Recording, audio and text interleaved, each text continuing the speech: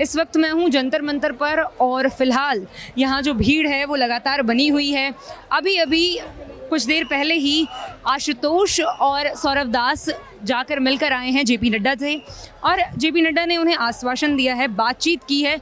ये जो बातचीत है उन्होंने कहा कि इस बार पिछली बार की तरह ज़्यादा देर उन्हें रोका नहीं गया, बातचीत की गई और जो 3 शर्तें हैं सीजेपी ने जो अपनी तरफ से 3 शर्तें रखी हैं वो पहली ये है कि धर्मेंद्र प्रधान रेजिग्नेशन दें और ये नॉन नेगोशिएबल शर्त है।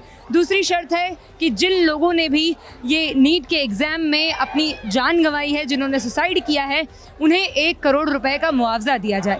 और तीसरी शर्त ये है कि जो लोग भी इस प्रोटेस्ट में शामिल थे और 20 तारीख को जो भी लाठीचार्ज हुआ है उसमें जितने भी बच्चे जिनके ऊपर एफआईआर दर्ज की गई थी उन पर लगी एफआईआर, अगर लगी है एफआईआर तो उसे रद्द किया जाए। तो फिलहाल सरकार ने जो लास्ट के 2 पॉइंट्स हैं उन पर पॉजिटिव रिस्पांस दिया है, ये बताया है हमें सौरव दास और आशुतोष जी ने। हालांकि जो पूरी बात है, जो मेन मुद्दा है, जो नॉन नेगोशिएबल मुद्दा है, उसे लेकर अभी सरकार ने कल फिर बातचीत करने के लिए बुलाया है।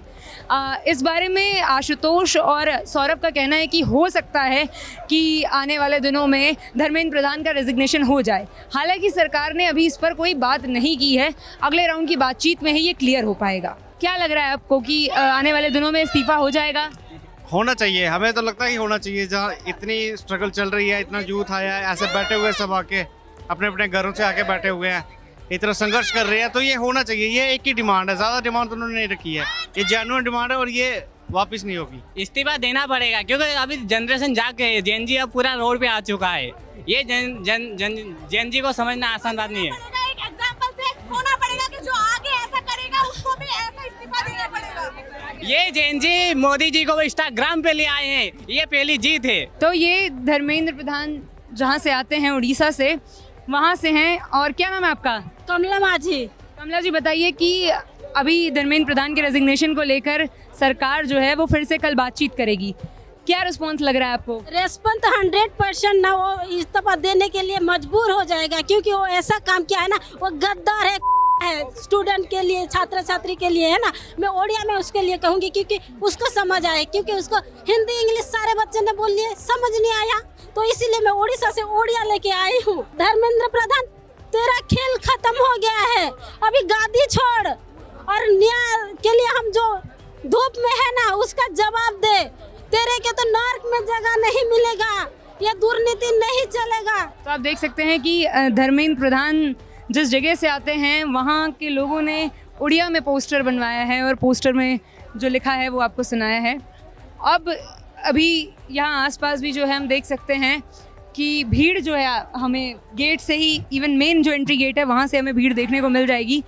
और जो शाम, रात, इवन सुबह 4 बजे तक तकरीबन उतना ही भीड़ जो देखने को मिलती है वो लोगों की मिलती है। फिलहाल हम कोशिश करेंगे कि हम सौरव दास और आशुतोष से बात करें और उनसे कुछ सवाल पूछें जो ज़रूरी हैं। सर, बाहर बहुत ज़्यादा भीड़ है और कभी कभी कई एक तरीके से अनवांटेड लोग भी आ रहे हैं, तो पुलिस को लेकर, उसके मैनेजमेंट को लेकर कुछ बात हुई आपकी? मुझे लगता है पुलिस ने जानबूझकर ऐसी स्थिति निर्माण कर दी है कि इस प्रोटेस्ट को किसी भी तरीके से डिस्टर्ब करा जाए।